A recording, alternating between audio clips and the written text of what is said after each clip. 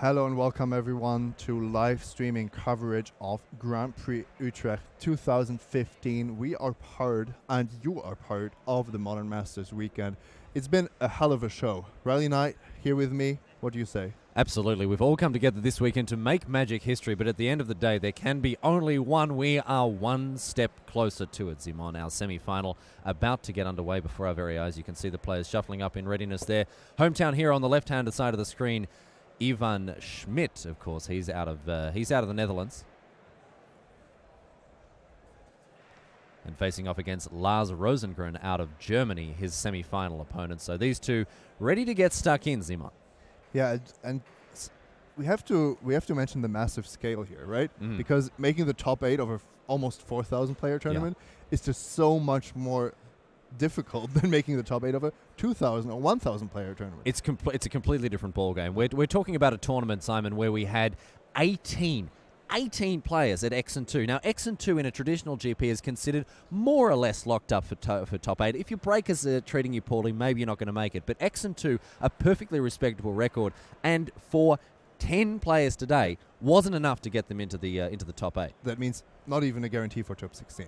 Okay, these players are almost ready, so we'll swap out your rally for Raphael Levy to commentate on this. Ivan Smit is facing off against Lars Rosengren, and we are off to the races here. It looks like it's green deck against green deck, red-green Nest Invader against red-green Gnarled Pack. Hello, Ralph. Good to have you. Hello. So we have seen Ivan's deck in the last round, and it's a pretty solid red-green deck with a blue splash for Ezo Snipe and Muldrifter. Anything in particular that we have to look out for? Cards that Lars Rosengren should be particularly concerned about? I think he has an Overwhelm. He has Overwhelm being the Convoke overrun? Not Overwhelming Stampede. Okay. No, that's certainly scary, but Lars Rosengren is looking to put on the pressure himself. I see a Bestial Menace in his hand, and knowing that Christian Seibold is also playing green, that means there's at least 3 green decks in the top 4. Mana does not seem to be an issue thanks to Wayfarer's Bauble on the left-hand side. Lars Rosengren is, I don't know, I wouldn't be thrilled to just have 2 2/2s on the battlefield by turn 3, but it's certainly not a bad start. So what's in Ivan's hand? Yeah, he's hiding it really well from us. I think I've seen a Rootkin ally. Oh, but Artisan of Kozilek with a Gruul Turf to really boost that mana. 4 mana now, 5 mana next turn. I think I've seen a Golem Precursor. What's his name? The Golem. Which one? The 3/3 that makes buddies. Yeah, that's Precursor Golem. Precursor Golem. Exactly. That's what I had. So if Ivan Schmidt follows up with that, then he just has to dodge the removal spell by Lars, and he would be very far ahead. Matka Reich is another 2/2 for Lars, so not quite with the cards that he might want.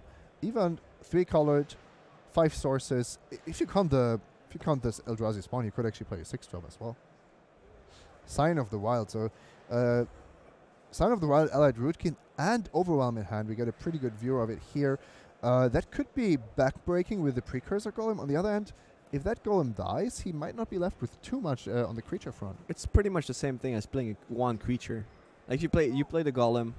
If it dies, if it's targeted, then all the Golems die. It's just like if you had one creature, and if it died. So you aren't too concerned about a removal spell. Yeah. I remember that in the Scars of Mirrodin draft format, there were cards like destroy target artifact, draw a card. So your opponent would get to draw 3 cards, profiting from that. But this has not been the case in Modern Masters. I think at that stage, I think I would have played the Precursor Golem, just to have a board presence. If Lars doesn't have anything, then you're so far ahead. And Lars also only able to equip Matka Riders with Sickle Slicer, effectively losing the germ in the process. Gets in for 4, Ivan down to 12, but now Ivan is firing on all cylinders. Also that Eldrazi spawn, of course, the first creature that is available to be tapped for the Rootkin. I think I would have played the Golem and pumped the Rootkin ally. What do you What do you make of Rootkin Ally? Is this a card you are happy to pick early, It's or okay. No. so just a medium Yeah, card for the mediocre token card, deck? Yeah. I think it's just a card that's not really wanted by any other archetype, Yeah. so you can get it really rather late. I think I would have like played the Golem before attacks and Mhm. pump just twice for 7 damage. Tapping 2 untapped creatures Yeah. to give it +2/+2, so you can just tap your whole board. Yeah. Maybe Ivan did not want to go into this kind of race. But well, he would be much ahead. Mm-hmm. I don't know. Well, Yeah, he would have dealt 4 more damage, but also taken 4. So instead, we see Lars Rosengren. then he has 9. He has 12 points of damage Mhm. and an overwhelming hand. Yeah, so that's kind of the point where your opponent cannot attack if they leave themselves dead. Yeah. So you might not actually get that backswing. Bestial Menace is a great card. It's been pretty amazing all weekend. Is it enough here though? 1/1, 2/2, and 3/3 joining the battlefield. Oh, I just noticed Ivan's shirt is really sweet. It has all the magic symbols. Okay, so Bounce the elephant. not even overwhelming yet. Do you just pass the turn here or just attack with the Rootkin? Oh, aggressive line here. That loses one of the golems to Matka Rioters. But definitely now a lot more aggressive than earlier. I would have thought with the overwhelm in hand that you didn't want to expose Yeah. your golems this turn.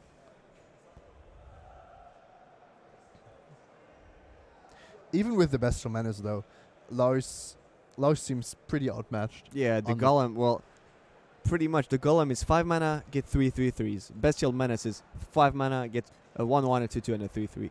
So yeah, Yeah, so if you can't punish the downside of the golem, Yeah. then the I Golem think, is great. I think isn't it? if Lars had a third basic land, he could have Tribal Flames, and Mhm. then it would have been a fair game. But here we see, some real issues. Lars blocks pretty smartly here. The Rootkin Ally with a total of 6 power and 6 toughness, so only loses a single creature to his block. Takes 9. Yeah, that's the downside. Yeah.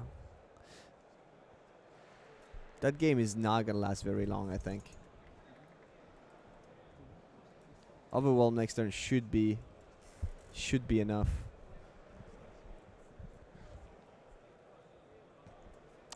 He top decks the island though. All right. That's a big deal because his That was a good draw. Ivan's last attack allowed him to trade with a non-golem, and suddenly things look completely different. I get the Alright, feeling never mind what I said.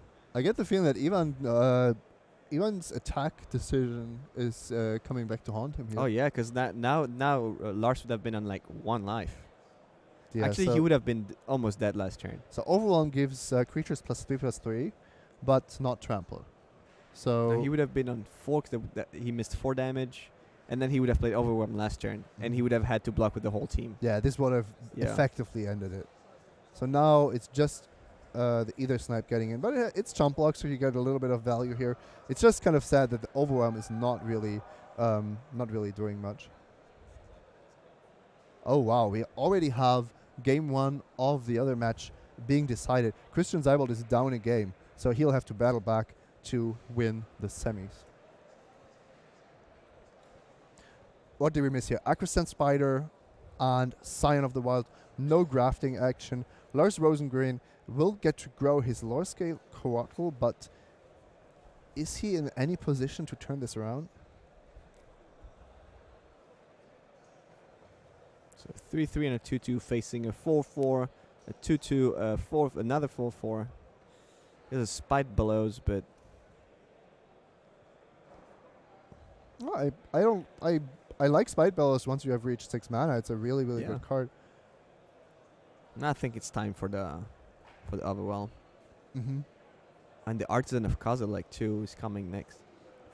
3, 4, 5, 6, 7 mana, 8 No. with the Eldrazi spawn. So if Ivan draws a land, he Oh, can that's actually a just land. Artisan. Artisan on the Golem. Yeah, But maybe. you overwhelm here and attack. Is Overwhelm that good? Like, your opponent on 8? with the Spite Bells, I feel like you aren't getting the best. I think aren't it's still getting the pretty best good. value. Yeah, Wait, because let the me see. Spite Bells will not be able to Yeah. kill the either snipe, but Well, that's yeah. I But don't know. I don't know. I don't not know not playing. Could be okay.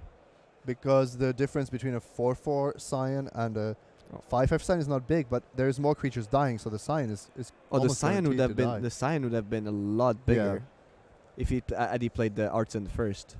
Maybe bit too conservative here.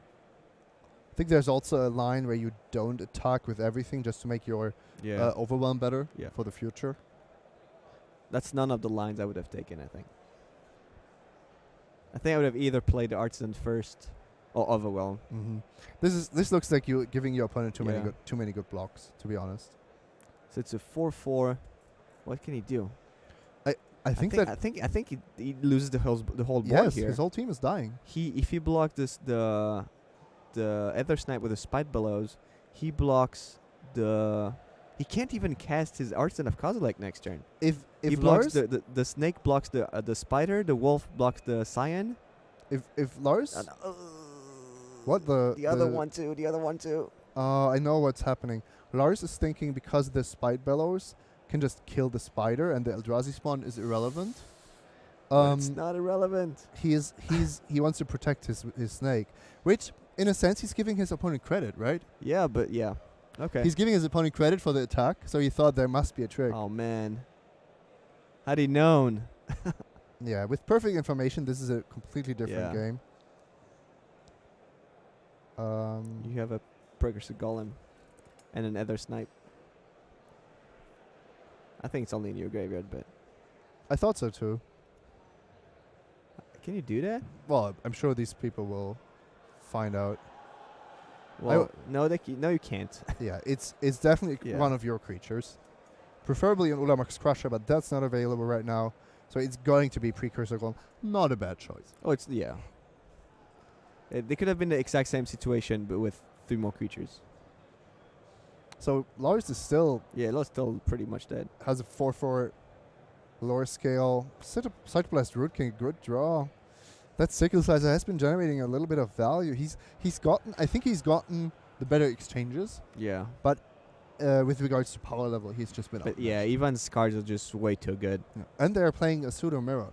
Something like I like to say is, you can have like the strength of your deck in a vacuum doesn't matter because it's also about the matchup Yeah. and what you're facing. But in this case, it almost looks The like these bigger people. the better. It's like a mirror match Yeah. with one person just having a little bit of more stuff going on, a bit better, a bit Mhm. stronger, a bit more late game oriented.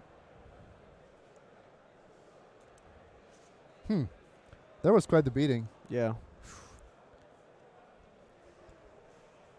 Okay, let's check in on table 1. We already know that Christian Zeibold is down a game, but he'll do his best to get back from that.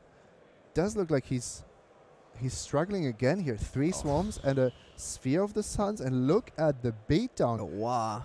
3/3 Mirror Crusader, that's a double striker. 4/4 Edged Oracle and a Scoot Mob that's waiting to grow. Does he have 5 lands? Oh, he does. Oh no! Yeah, he Oh, does there's it. one hidden. Yeah. Yes, because the Sphere of the Suns there, the empty one, is definitely not a land. But does it even matter? Christian Zeibold might be exiting this tournament without casting relevant spells here. He's done a little bit to stem the bleeding. It looks like he used Bone Splinter, sacrificing his Blinding Soul Eater, but David Vergoni just has it all. Scoot Mob looks so harmless. Oh. And then, once you read it again, Yeah. you realize that it grows not just not just once. Extreme proportion to epic proportions. It's a monstrous insect, that's for sure.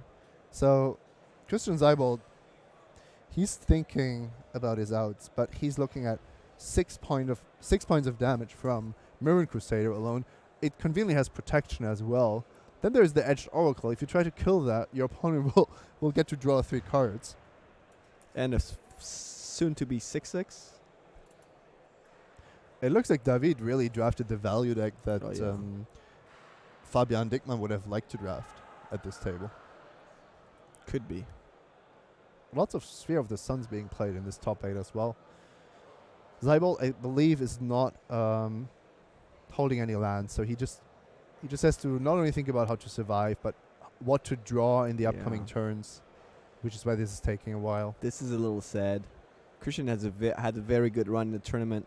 It's very sad to see him lose this way in the semis. He's also just hands down a very impressive limited player. He might be from a current standpoint, he might be Germany's best limited player. I remember when Christian Zeibold won the Team GP in Barcelona with Tobias and Daniel Grafensteiner. Those two were known for being excellent at limited, and they both said the best guy on our team is Christian Zeibold, and there's no question about it. It's very nice of them. Doesn't matter if they I guess they just couldn't decide. They got 2 trophies at home. Doesn't matter. He can have that because they are brothers. They couldn't decide who is better. Yeah. So, I get the point. Christian Zeibold does have a basic land cycling here. Oh, interesting. The plane's coming down. And Silver arrest or bounty. build Oblivion Ring on what? Because he's facing 10 damage next turn. Whatever happens. You kind of it's 6 damage from the Mirren Crusader. But the Scoot Mob also has to be handled. He has 3 creatures he has to deal with. One of them you don't want to deal with. And the other 2 are just 6 power creatures. So the Scoot Mob is 1/1. And because David has 5 lands, the Scoot Mob will... Another 6. it will grow by 4. And it'll grow by 4 again next turn. And so on and so on. So this is... Is that a repeal in his hand? He just top-decked repeal. I think he had it already. Oh, really? Yeah. Oh. End of turn, repeal your Oblivion Ring, attack for another 1,000,000. Yeah. It's probably not even necessary, but it's another nice backup. Like even Damnation wouldn't help. Balance would not help. There's no card in Magic that would actually help here. Strong words by Hall of Famer of Levy. I trust your judgment. It's understandable that Christian wants to play it out here. He wants to see... Or maybe what to Tukathan do. Khalid could take it. If Balance can't... No cards in Tukathan Magic, Khalid. but Tukathan Khalid Yeah. might be strong enough. Yeah, so David End of does turn. get to play this really sweet line here. Repeal your Oblivion Ring, return Mirren Crusader, if only for a turn. Christian Zeibold extends the hand, so that concludes our semi-final.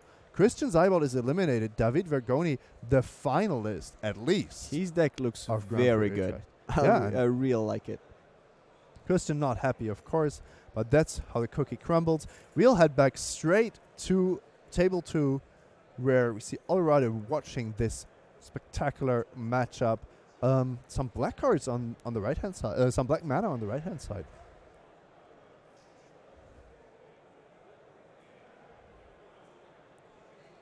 Two. Igniter. Yeah, Inner Flame Igniter Flame being Igniter. cast by Smoke Braider, leaving up mana for Wayfarer's Bubble. So once again, Ivan really with perfect mana. And Lars, I'm surprised about the black. I'm wondering if this is maybe a sideboard strategy, or if it was in his deck all along. He might be on a more domain-centric approach here. No, he's getting... So maybe he didn't want to play this mirror we talked about, but instead we'll try to play a little bit of another approach. I could totally see bringing in more removal spells if you picked up some black ones, just to deal with Precursor Golem, maybe Artisan of Kozilek. There's nothing worse than playing a mirror where you're just You're dead on the long... Yeah. You don't have any ways to close the game and your opponent has everything. even not interested in trading his Elemental for Rune Servitor, and that enables Bloodthirst. So maybe he's not that much of a late game guy.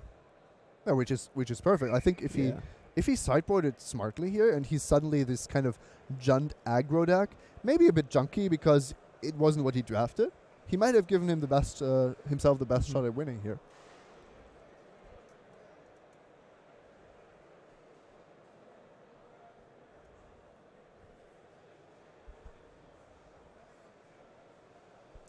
Inner Flame Igniter, just a 3 mana 2/2, but if you activate it for 3, your team gets +1/+0. That's not the scary part though, because if you activate it 3 times, your creatures also get first strike. So it has like a built-in overrun ability, even if it's quite expensive. So does he have the Grohl's Turf in hand? Ivan has one of the bounce lands. Mm-hmm. So does he have it in his hand?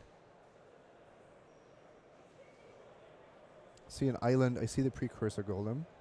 So he did not get the bounce land. With Wayfarer's Bauble? Oh yeah, that's why. That's just That's why he can't. just basic lands, yeah. Never mind. You were thinking of Expedition. Yeah, map. expedition map. Yeah, it's been a long weekend. Okay, the bluff attack or not into Into a bolt. into a 5/5, even basically accepting the 2 for 1. 2-for-1 against himself, just to keep the board a bit clearer. Not quite sure why that had to be happening on offense. Especially since he can. Yeah. He had a smoke braid as well, so that's definitely an interesting line.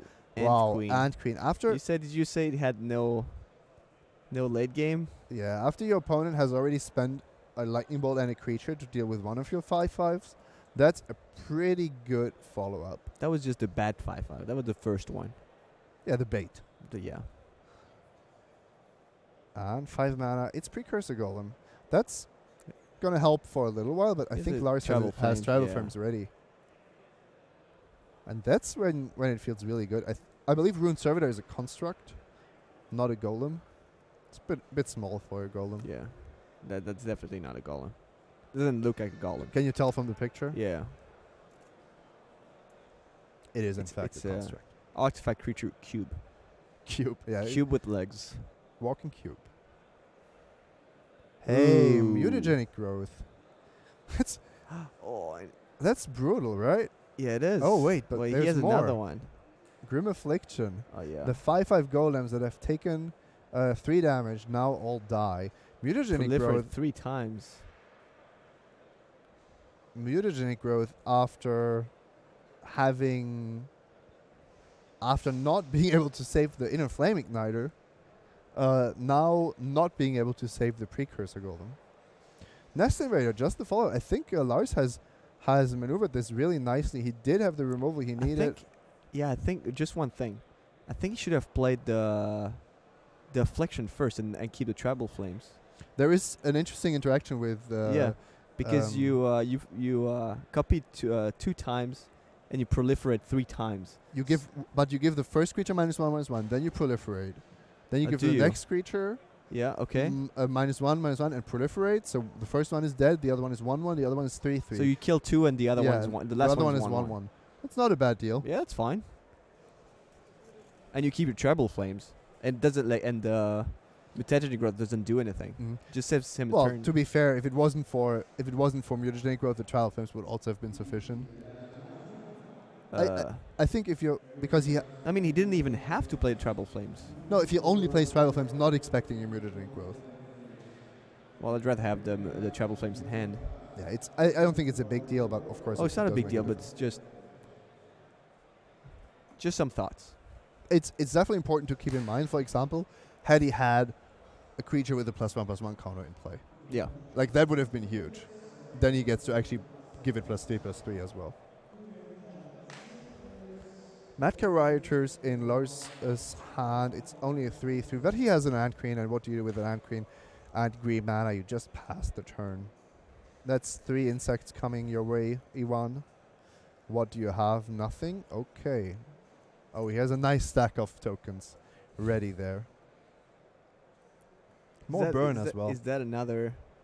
Yeah, you drew another Tribal Flame, so if he gets in with the insects, Raft with the sound effects, scatter Oh, the seeds. Attacking with Ant Queen was not. Well, I don't think it was very necessary here. Mhm. Because if Yeah. Ivan has no blockers, he goes down to 4. So Lars Well, wanting to make the lethal attack.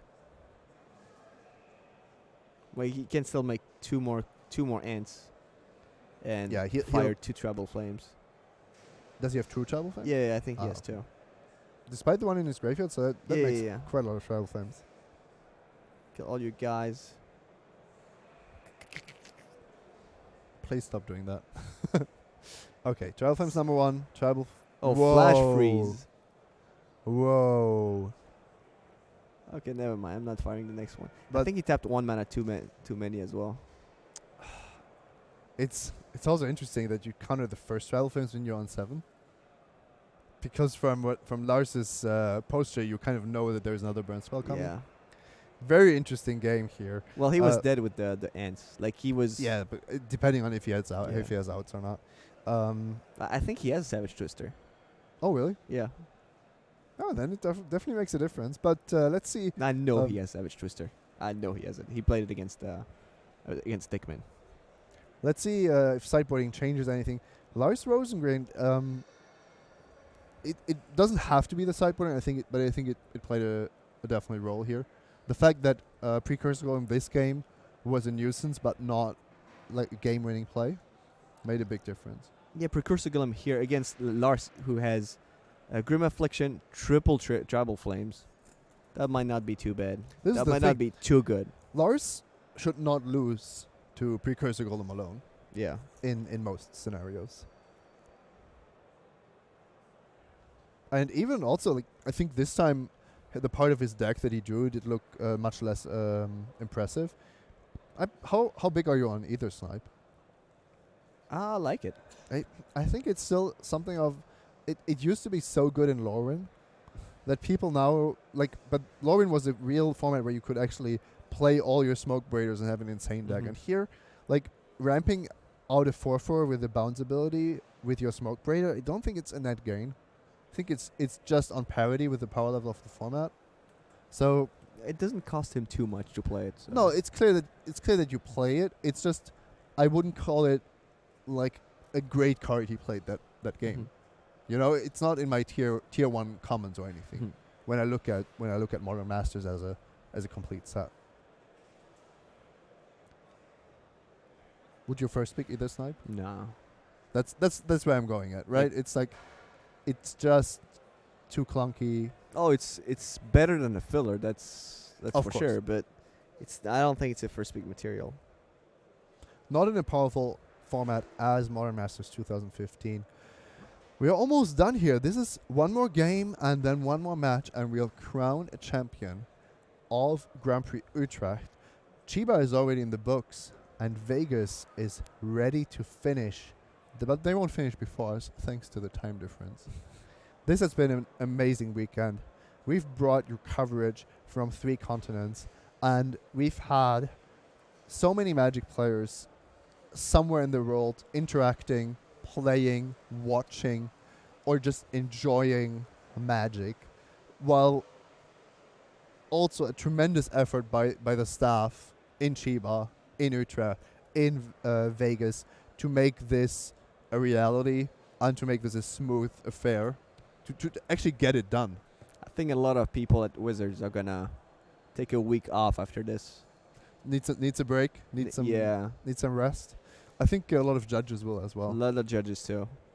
A lot of people working or who have been working on this event or on this weekend in Japan, Europe, and in the US. And for the players, it's Thursday to Sunday, maybe Friday to Sunday, maybe only Saturday to Sunday. But for everyone else involved, this has been a months and months of Yeah, planning. world's economy is gonna slow down next week from Yeah. all the people involved in these I tournaments. don't know about that, but let's get back to the game. Lars Rosengren still shuffling here. Even looks ready for action. These players are very relaxed, considering that they are in the top 4 of probably the biggest event they've ever played in. So Definitely one of the biggest events they've ever played in, because is it their first top 8?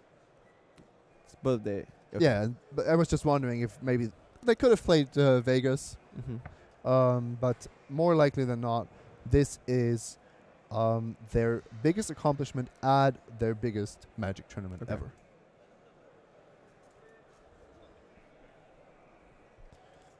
So, Ivan lost game 2. We'll see him most likely opting to start. Both players are ready. We see a keep from the one-hand side. And Lars, he does You have... can see a mountain and a Wayfarer's bubble. So that's going to be a keep. Is there a second land? That's terrible. That's really bad. So we see I hate to see that. we see Wayfarer's Bauble, the Tribal Flames, Vengeful Rebirth. Some cards, some green cards. Maybe a Narlet pack. If you draw one land, you're golden. This is painful to watch. Do you keep? Well, you know me, so you know what I do. I keep. I keep, yeah. This It would be sad to lose like this, but It's just about the odds, right? Yeah. It's about what gives you the best chances at winning, and we believe it's keeping this hand. Lars believes it as well. There is the forest. and that's at this point when you draw the land, there's this big relief that they actually drew it. Like, okay, I'm gonna play this game. He You would took have the been risk. You took the risk. You had the odds on your side. with so many 2-drops. He could have missed the land drop and would have been in the game. But of course, it makes a large difference here. And Ivan not really having the deck to punish a little bit of a slow start, I think. Oh wow, that's really good. That's what we call the dream scenario here. With a bounce land, he gets to sacrifice Wayfarer's Bauble, fetches most likely. Well, he has a black source, but I think he wants to get three Yeah, different land types. Oh, the island. The island. Oh, Islands are back. nice. I think they were never gone. So there's actually a Oh, plains the as planes. Oh, okay. well. Well, Interesting. he has 3 Tribal Flames. The interesting thing is that we saw him on 3 different basic land types in game 1, Yeah. which included forest, mountain, and island. We saw him on 3 Yeah. different basic land types in game 2, which included a swamp. And now he's shown the plains, so Ivan is getting to see all of it in different games. Now he knows what's up. It's a true domain deck. It's super interesting to me how these games, depending on who's on the play, different people are on offense, really, because now it looks like Ivan is really curving out nicely here. Quite aggressively as well. On the play, Lars should have mulliganed his hand. Mm-hmm. Yeah, I don't think there's a discussion about that.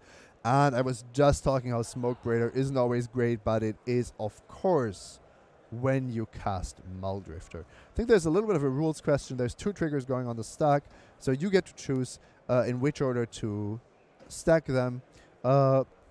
Perfectly, you want to draw the cards first before making your to see decision. what you have to give you the most the options when you have the most information. Yeah, that's just a tiny thing. But Ivan wants a 3/3 flyer, which is understandable. It might die to Tribal Flames, then you've lost a little bit of value. But Acroscent Spider. Not so much. No, Acroscent Spider. Not so much value. Because losing a Muldrifter is Yeah, when you drew 2 cards already. a net gain, of course, yes. Ivan has the Savage Twister. Rough. Savage Twister, when you have creatures on the battlefield, is always a complicated card. What is the long-term plan with that? I think when you're ahead, you just don't think about it. You're not trying to set up something with Savage Twister. So it's That could- just a backup? Yeah, that could be just a trap. When you're the aggressive player, having Savage Twister is it's a good card. Sometimes you don't want to play it, Mm-hmm. but it's a good card to have. So Like, if you're playing control, but conditional, don't- situational, but is it also a little bit of a safety valve? Just you know that if things turn around, if things Yeah. go wrong, then you just nuke the board, and your opponent will expect it even Yeah. less. But don't try to set it up when you're ahead on the board. Yeah, because like that's in this scenario, like like don't. holding, not playing anything, Yeah. and trying to double block, and then that's waiting for terrible. something, Yeah, then that's not good. you're giving your opponent the chance to actually get into the game. Well, I think we have quite the game on our hands here. because he has Spite Bellows. He has Vengeful Rebirth. He has another Tribal Flames. And these cards interact really nicely too. Does he just get to cast Spite Bellows next? Well, the Skargan Firebird in Ivan's hand. He does Jeez, not have the second red, but this is quite the game. this is indeed the game. If Savage Twister was on the other side of the board, oh man, that would also be a different game. And I think Lars has shown quite impressively what he's capable of. He's done some smart sideboarding. He has played his role really well. So we'll get to see if he gets to stabilize the board and maybe mount a comeback. And then we might see Savage Twister play a deciding role. And now Lars is like, okay, I've had enough lands. Enough with the lands. I think he drew a land every single turn. After keeping a Yeah. one land hand. Yeah. Because he had all these cards already, right? Mm-hmm. Yeah, he must have had 6 spells. Yeah, he drew a land every single turn. Okay, an attack with everything. So, Narlipak is a 2/2, so it does get to eat one of these Yeah, I creatures. think that's pretty good. And the Blood Ogre has first strike, so you don't want to block it with Spite Bellows, but you want Spite Bellows to die. Yeah, I think that's good. So, that's just going to shoot the Blood Ogre, right? Not really a. I'm not sure. I'm not sure about this attack. Mhm. Wait, what? Ivan has. No, the is the beast dead? Then he block a 1/1. A Rage Beast. Narlipak should live. Yeah, can you Maybe we missed something, but let's make sure here if Narlipak is really in the graveyard or not. because he'd block a 1/1. It's possible that we might have missed something, but unfortunately we couldn't stop these players in time. But we'll send somebody over there right now, just to make sure. I think not enough has happened right now. Yes, and we have the head judge, Yeah. Kim Warren, right there, available to sort things out. Sure that we'll see. We'll see what went on. Like Gnarly is not gonna do much against the bird, but he has a dismember. The point is not whether this is game changing or not, but.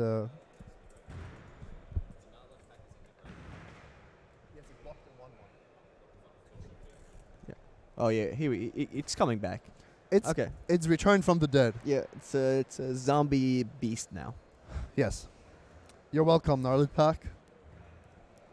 Yeah, you'll pay your tribute afterwards, after the game. Yeah, our director giving us the thumbs up. We saved a life today. It was only a little 2/2, but everything counts here. Lars Rosengren gets to Vengeful Rebirth On a the 6/6 spite Firebird. below. That's value. Oh yeah, that's a lot of value. What happened to this Eldrazi? Is it in play or not? The Eldrazi spawn, I can't quite tell. I think it is, but like Lars put it away a little bit. Yeah, that's. Yeah, it's okay. coming back. Okay. There we go. This has been a long day for everyone, and these players should make sure to not get confused. It's difficult enough already. And Lars's hand looks great. He is holding 2 removal spells, the Spite Bellows, which is a pseudo-removal spell. Once again, Ivan has made really aggressive attacks. Yeah. And that from a position where it didn't really look like he needed to. I understand that he wanted to trigger Bloodthirst, but was that really worth it? No.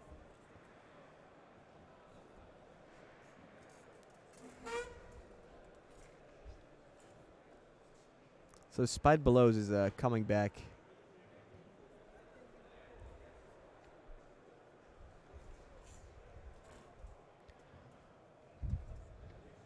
Even has the No Root Canal attacks. now. Is that a mana leak? Yeah, he's also revealed Flash Freeze already. Oh yeah. So Yeah, mana leak, flash freeze. Mana League a bit worse. I think Ivan needs to. Ivan needs to What? draw. No, wait, what happened? This is Eldrazi. I don't know what Ivan's doing. I think he. I don't know. I'm not sure what he's doing. Yeah, he had to block. Well, he had to block the 6/1. Otherwise, he would have taken 6 damage a turn. Mhm. Maybe there was a line where you block with the Eldrazi first, for a turn, just to see what you're drawing. Sign of the Wild with a 1 Eldrazi in play, not what you want to have happen. There's also the case of the Skargan Firebird. It can return from the dead if you ever damage your opponent. That's gonna be tough. Look at Lars's hand. But Double tribal flames. Isn't that Dismember. that's another reason not to trade off your board Yeah. against the 6/1 though.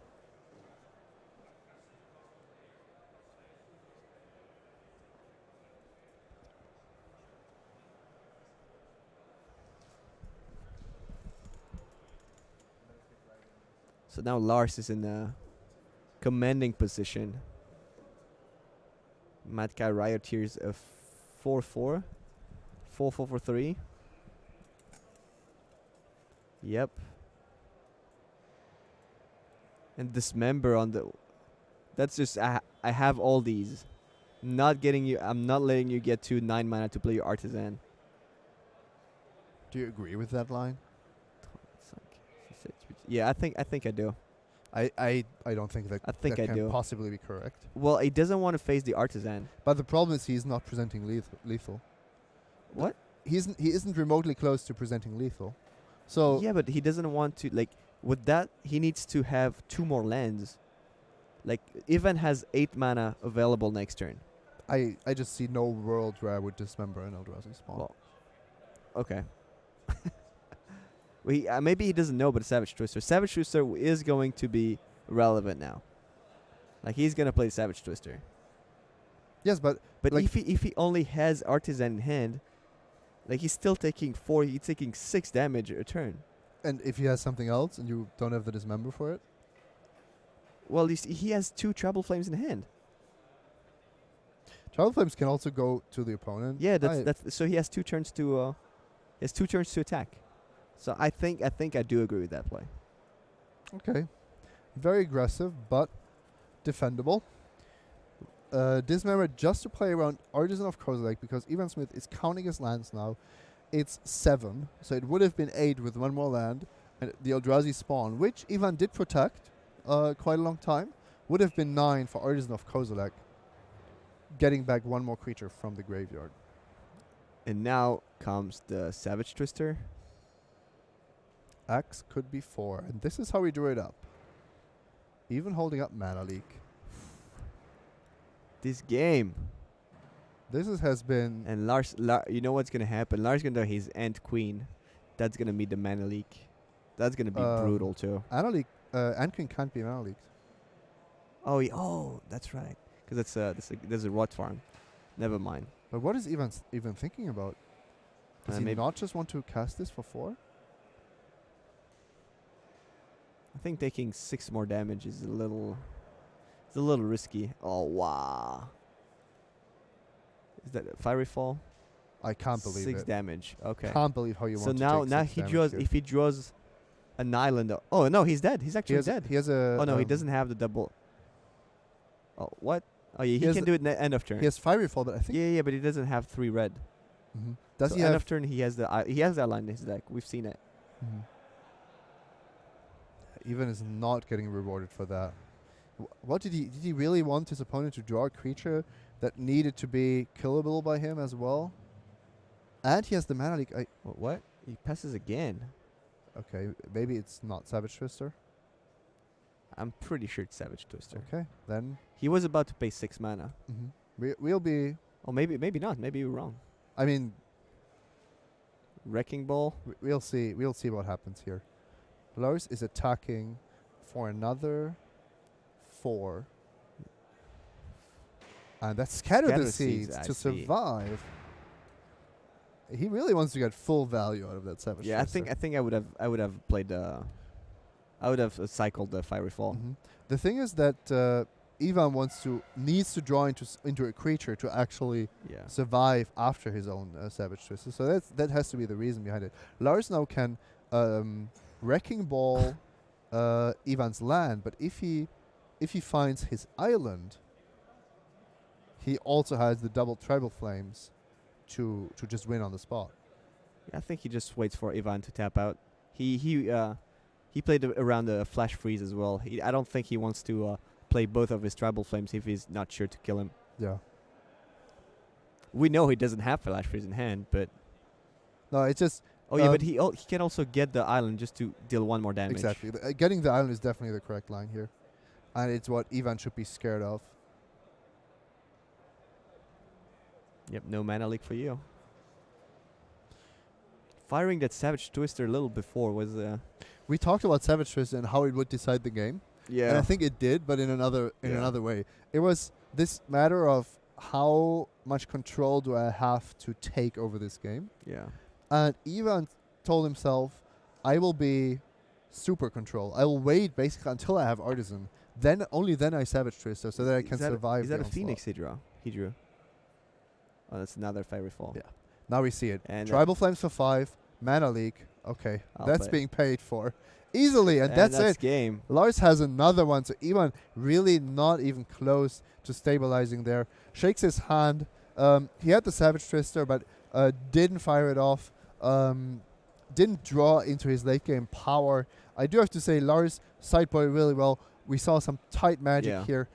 Great job by Lars Rosengren, your GP Vegas finalist. No, Utrecht. GP Vegas. GP Utrecht finalist. So we are almost ready to move